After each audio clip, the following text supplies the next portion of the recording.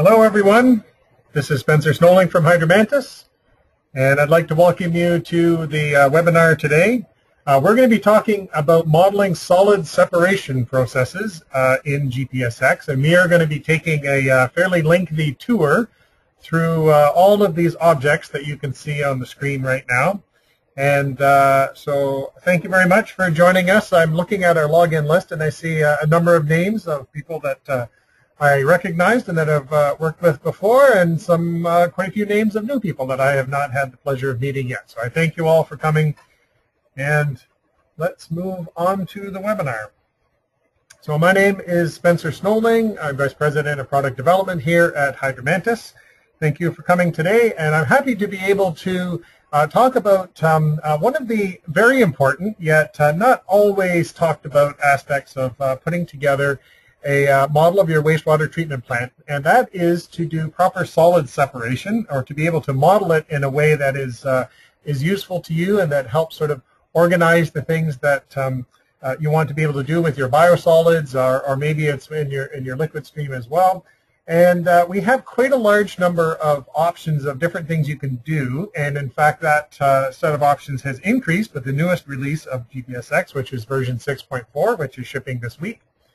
And so I thought I would take time to run through a number of slides here that are going to describe all the different ways that we do solid separation in GPSX, and talk about the various types of technologies that you can simulate with the models that we have.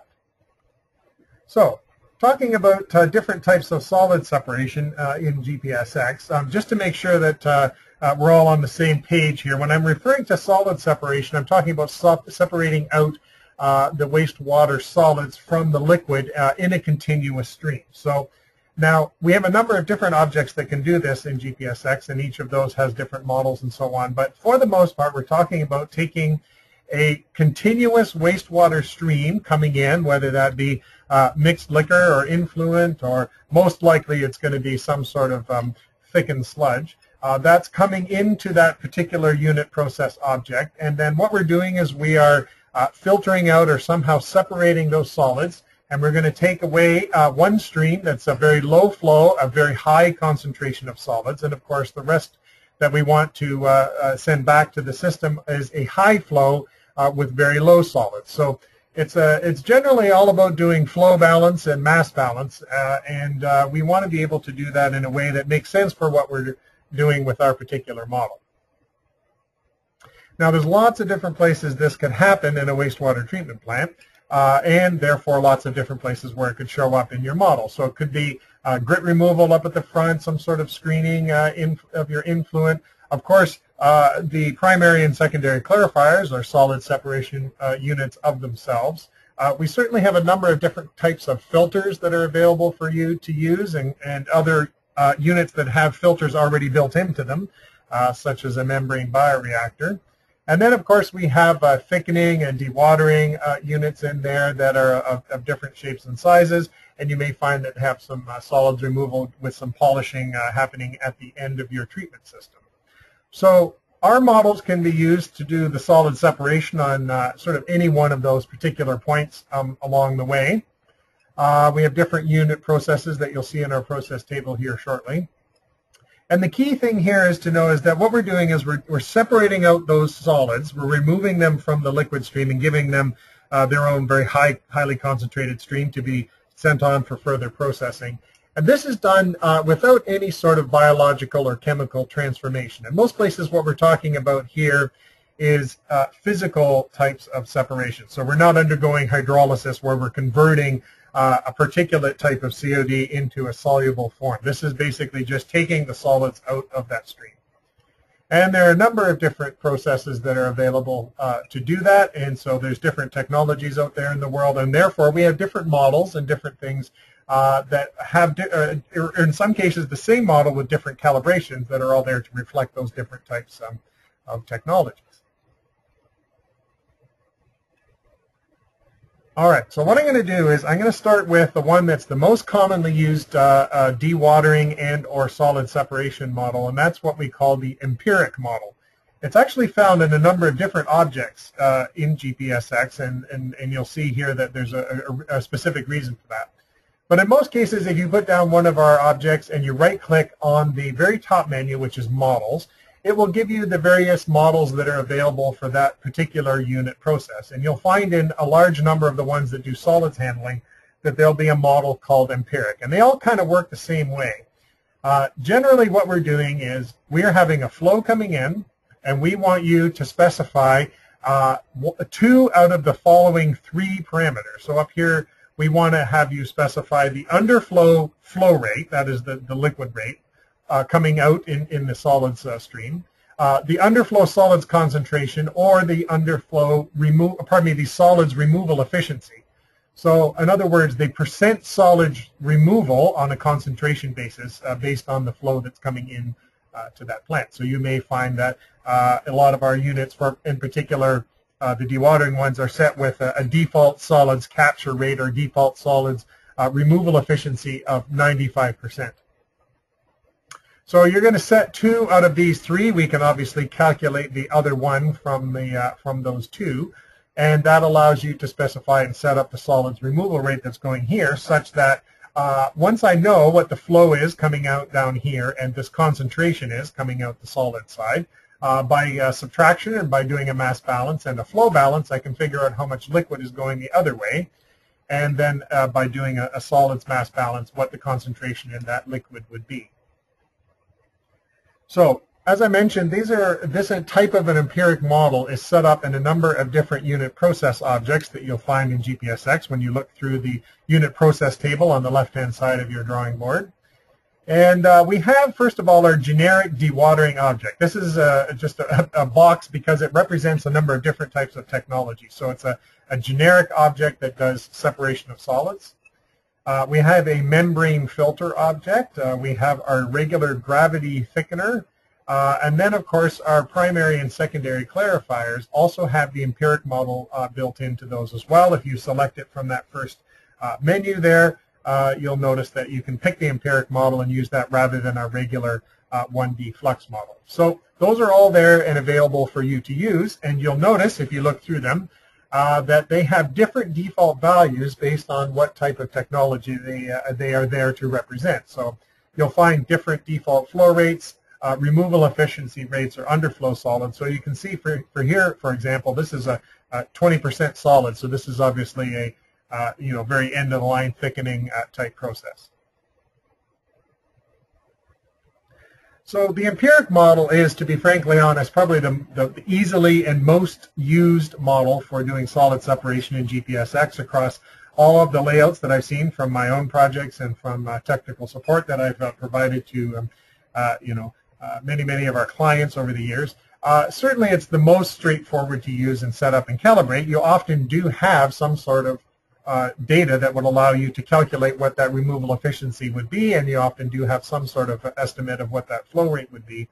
So for the most case, it's easy to set up and use. Now, there are a couple of limitations that come with that simplicity, and one of them is that there's really no differentiation in that solids removal between the different types of particulate COD that you're taking out of that stream and taking off to that thickened sludge. So what I mean by that is that it removes all the different types of COD in an equal proportion. So if we say, for example, we are removing 95% of the solids, we are therefore, by definition, removing 95% of the biomass and 95% of the inert material. There's no difference between those two types. That works fine. It does mean, of course, because you have a constant removal efficiency over all levels of operation, it's not particularly a predictive model at very low or very high concentrations. And what I mean by that is that this model is going to hold on to and use that constant removal rate that you have specified no matter what the loading is. And that's fine. Actually, that's not an unreasonable assumption to be making under the most cases. I mean, to be honest, GPSX is really about modeling the complex biological interactions. It's not always very easy to predict when a particular sludge will have good dewatering performance and when it won't, and so on. And what I have found from my own experience, and I know also from the many of our users, is that Users very much don't want to worry about having to go through a detailed calibration process for the dewatering unit or for solid separation in general. They just want to specify the number that they know works for that particular plant, and not have that as another degree of freedom to worry about. So that's the way the empiric model works. It's designed to be simple and easy to use and allow you to just get the job done, not have to worry about your solid separation. You're going to have the right amount of solids coming back into the biology, and then you'll focus your efforts on getting that biological stuff organized and calibrated properly. There's one exception, actually, to that generic empiric model that I've showed you across those 6 or 7 different objects there. In the primary clarifier, which is the light green clarifier, there's one additional option in our little pull-down menu there. That's called the Use Solids Removal Efficiency Model. And what that does is it actually has a model that is a function of the loading or flow through that particular clarifier. And what it does is, rather than you specifying 95% efficiency, it actually calculates it from the detention time of that particular clarifier. So obviously the volume divided by the flow going through it. So it gives you as a percentage removal, and then there's a couple of empirical parameters here, A and B, which you can find in the menu for that object under the More button. And this is actually something that one of our users requested a couple of years ago. I helped him put together a little customization to be able to do this, and it worked quite well. And so we've made it part of standard part of GPSX these days.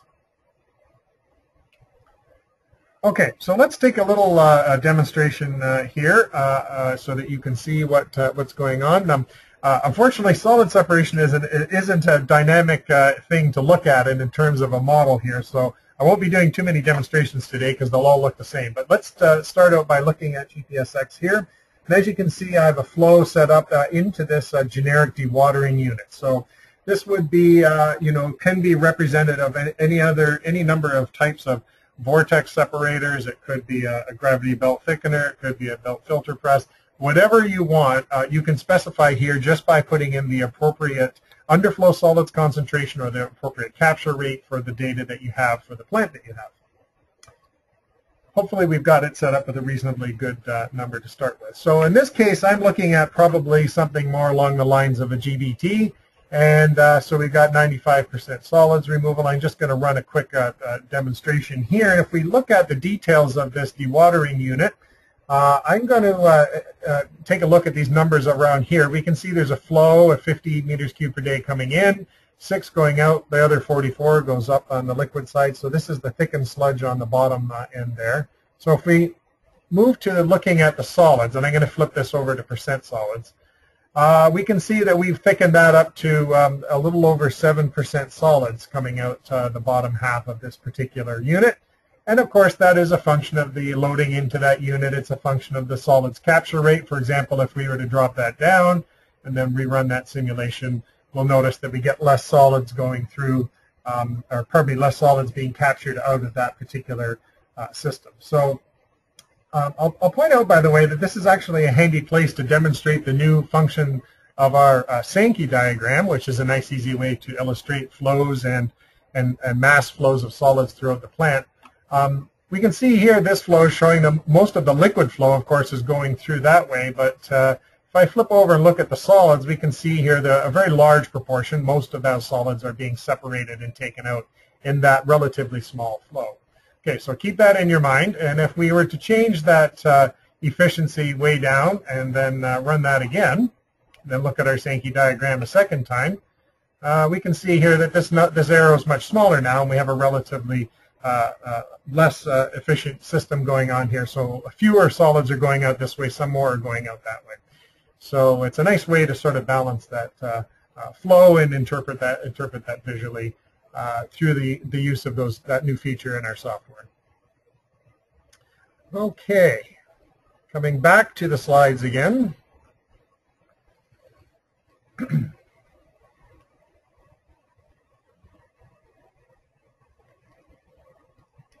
Okay, come on here. There we go. So that's our simple empiric model. That's about the simplest solid separation model that you can get in GPSX, and as I said, it's distributed across several different unit process objects. Now let's move on to the more advanced differential model. The differential model is found in a few objects, as I'll show you here shortly, and it's for systems where you get sort of a bit of a preferential removal of one type of solids over another.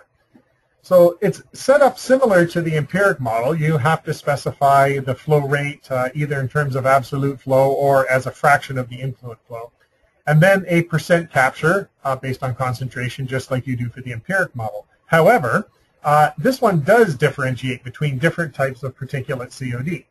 And what you end up with is an individual removal rate for each type of solid component for it. So for each type of a solid that you have a removal rate here shown in percentage. So it's saying here that it's removing 20% of the particulate inert COD and this other type of unbiodegradable cell material.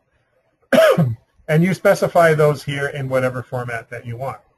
The idea being here is that this is for technologies where they're able to remove, preferentially remove inert material over biomass, or the other way around, I suppose, whatever way you want to be able to do it. And so these differential models kind of reflect a microscreening technology or ones that are based on separation with velocity or something like that. So we've added a number of new unit processes to GPSX, and these are new ones that are available in version 6.4. These are different types of screens that you can use, and we've put the differential model in all of these units, and we'll notice here that the different technologies have different removal rates. So therefore, you'll notice that whereas it is essentially the same model using the same equations, it has different default removal efficiencies depending on the type of technology that you have, and you'll find these in different processes: belt screens, cloth tight disc screens, and then regular rotary drum screens located in the appropriate places in that unit process table. Okay, moving on to other types of solids removal models, aside from those empiric and differential ones that we showed before. This is basically just a hodgepodge of different individual unit processes. The grit removal model, the grit removal tank actually is one of in the preliminary section of unit processes in our table there. You specify the amount that's being put into this unit based on the concentration of your influent, and then it figures out how much is being reduced based on the amount of flow that's going through, and then it removes that out. It's basically removing inert inorganic material, the XII state variable, out of that system. Now, this isn't necessarily one that's used all that much. You know, from experience, I know most people start their model either after you've got through your grit removal and screenings and so on. So this isn't typically one that's used a lot, but it's there if you like. We also have our Highrate model. This was actually been part of GPSX for a couple of releases, but we've now moved it to its own object. This is one that's based on a vortex separator and retention treatment basin technology. It was a model that was put together originally by a couple of former Hydromantis engineers, Bruce Gall and Oliver Schraw, and it was specifically used for systems that were doing high rate treatment for wet weather flows and combined sewer overflows. And so we've taken that and sort of genericized it and expanded upon what is there. This model is kind of interesting in that it can be used to fairly reliably model a number of different types of assisted or enhanced type treatments, such as CEPT, you know, other types of retention basements that have sort of chemical dosage, vortex separators, ballasted flocculation, or any other types of systems that are doing solid separation, but with something more than just regular gravity flow. And in this case, for this model, you are specifying the solids flow or concentration that's coming out of this particular unit, and then the solids removal efficiency is calculated, you know, either as a constant, which you're specifying directly, or it can be a function of the incoming solids concentration, or a function of the surface overflow rate, or a function of the combined TSS and SOR values. So there are 2 or 3 equations in here. Some of them are linear, some of them are exponential type curves that can be used to model that removal efficiency, and it's been nicely calibrated to those particular systems that we've worked on before. So as I mentioned, this is used to be part of our generic dewatering object, but that was starting to get a little bit too full of different types of models. So we've separated that out into a number of different objects. One of them is this one, the Highrate treatment. So this is kind of sort of hinting at the idea of you know, a polymer dosage followed by flocculation and some settling here. But of course, it can cover all of those other different types of processes as well. And you can select which type of system that you want here, either the TSS equation or the surface overflow rate equation, or combined, and you specify some of that detail. And then, of course, you get a solids flow out here and the liquid flow out there. So given that we moved that one out, there's still a few other dewatering models that are available in the dewatering object. Some of these sort of have been superseded by better models, but we've left them there just for the case for if you're loading layouts from older models, older versions of GPSX. These models are still here to be used if you like. We have the ASCE model, which is basically the empiric model where you specify removal efficiency, but it's got a lower processing limit. So if your solids fall below a certain level, such as say 3,000 milligrams per liter, it will you know, not really do very much dewatering. We have the simple model, which is basically this one up here, ASCE, but with added polymer dosage. This one's actually kind of interesting to play around with. If you have polymer dosage information from your plant, and you can calibrate this one fairly interestingly, you specify the removal at sort of a minimum polymer dosage and then an optimal polymer dosage, and then any input that you put into that model in terms of polymer, it moves the efficiency around based on that loading and based on that polymer dosage, and you get a removal efficiency from that. And then, of course, the press model is basically the same thing as that, but it's also a function of the filter surface area in the loading there, too. So they get progressively more complex and more sophisticated as you move down the list. Sand filter models. These are not ones that are used a lot in GPSX, although some people do use them. Basically, these are there for doing some often sort of post-secondary type of solids cleanup, and they are again sort of three models of increasing levels of complexity. We have the continuous model, which is basically empiric once again. We have the mass balance model, but it is again a case where we have we don't ask you for a removal efficiency. We actually provide you with a model that calculates that. You have to specify backwashing and the best removal efficiency and a rate at which that backwashing needs to happen, and then we calculate a removal efficiency based on that. And then last one, this simple 1D down here, this is actually not an empiric model at all, but rather a fully mechanistic model, kind of like our one-dimensional clarifier models, where there's a number of bed properties that you have to take into account, and porosity and so on. There's backwashing happening on a regular basis. We use a filtration model to figure out the flow and the head loss and so on, and it's actually a fairly complicated model, to be honest. I could probably do a whole webinar just on that by itself. Nonetheless, it's there. You can take a look on our technical reference guide to get some more details on that. And as I mentioned, we do also have solid separation built into a number of our bioreactors where it's appropriate. So the membrane bioreactor is a good example. We have an in-tank membrane that's there. Again, most of the cases you're specifying a capture rate. In this particular case, if you're using the MBR in advanced mode, we actually do figure out the amount of cake that's being formed on the surface of that filter. We figure out what the flux is going to be through that based on a flux model. We calculate the transmembrane pressure based off of a resistance in series model. We have backwashing, scouring to remove those solids and so on. Again, fairly significant level of detail. If you want to be able to use it, you can turn all that detail off and use the MBR in simple mode, which is what a lot of people do. Anyway, those are all there. There is for our more advanced models in the comprehensive Mantis 2 model, we even have separate removal rates for soluble inert material and for colloidal COD being filtered out by that filter. Believe it or not, there's even other objects that I haven't even got to here that also have solid separation units, such as the UASB model and our Struvite precipitation model, recovery reactor. Those are all there with their own solid separation units, but I didn't want to get hung up on going into all of those details all in one shot. And we have webinars on those two particular units available for you to see on our YouTube channel if you want to go into detail there. So lastly, amongst the three topics I wanted to cover is this solid separation model. And in this case, this is actually our full-on mechanistic one-dimensional flux model, and that's available in the primary clarifiers and in the secondary clarifiers, and also in the gravity thickener. And we also use a very similar model in our dissolved air flotation unit, our DAF unit. So the clarifiers have several choices of model, as you will have seen when you select from the model menu. It depends on which library you're in. You may see some of these available to you. And just to really summarize these very quickly, the point model is a perfect settler. You don't actually you don't specify a solids capture rate. We just assume it's 100%. It's the simplest solid separation unit available.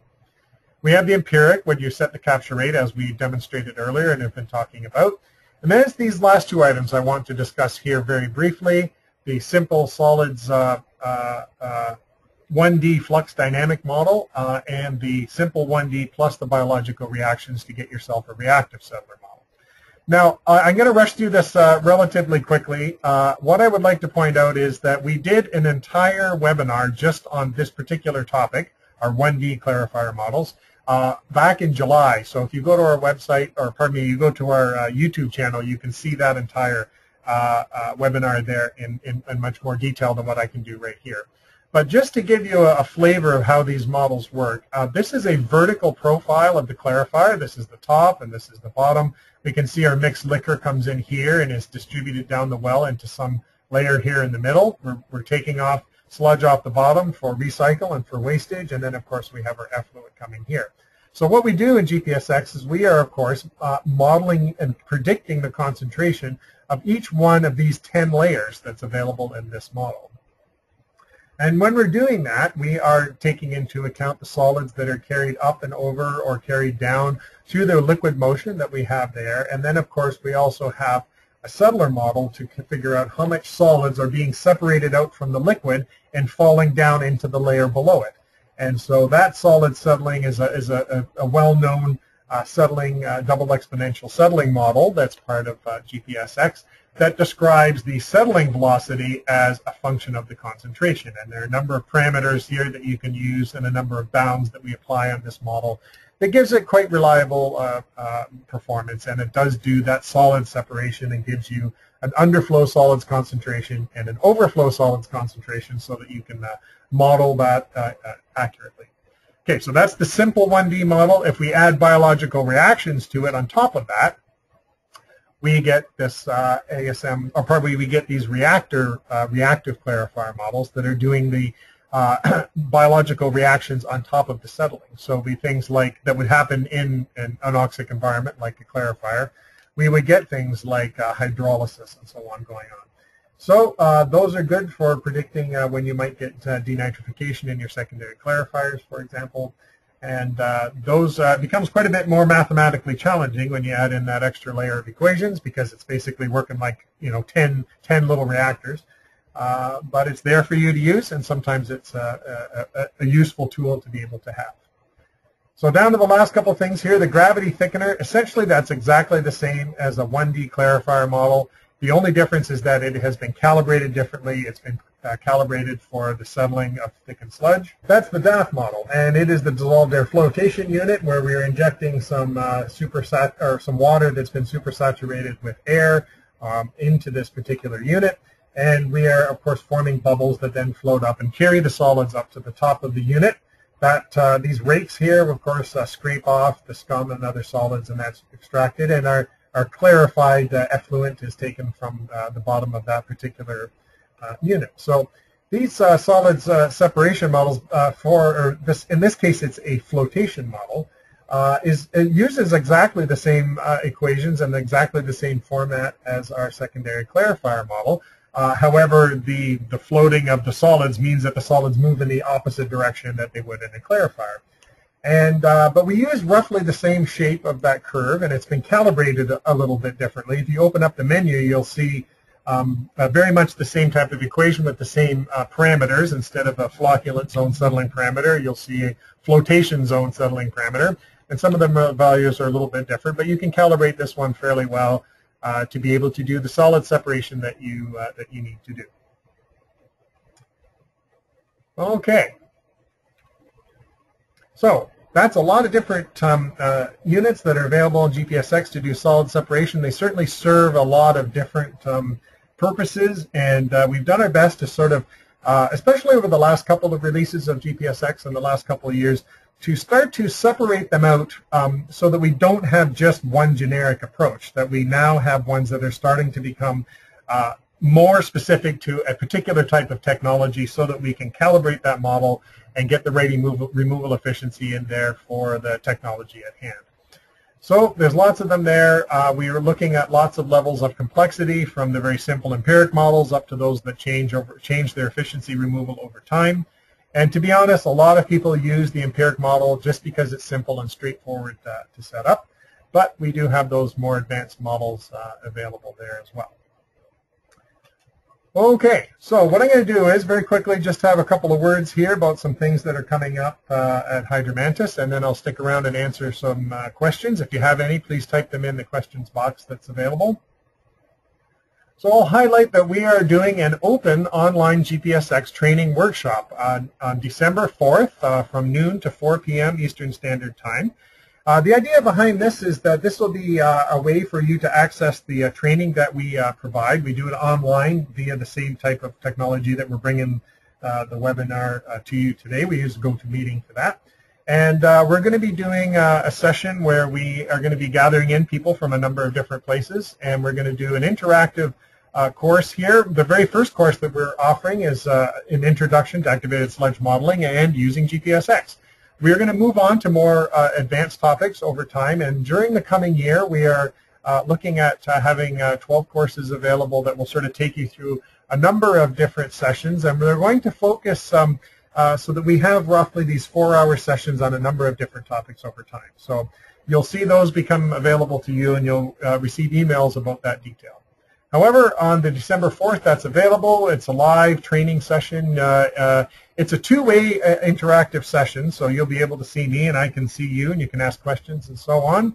That first course is learning the fundamental modeling basics, learning about the equations that we used in the biological activated sludge models and in the clarifiers, and there'll be 2 or 3 exercises that we are going to go through so that you can become familiar with what those models mean and how they work and how to use GPSX and set up a basic plant model. As I mentioned, we use GoToMeeting for that.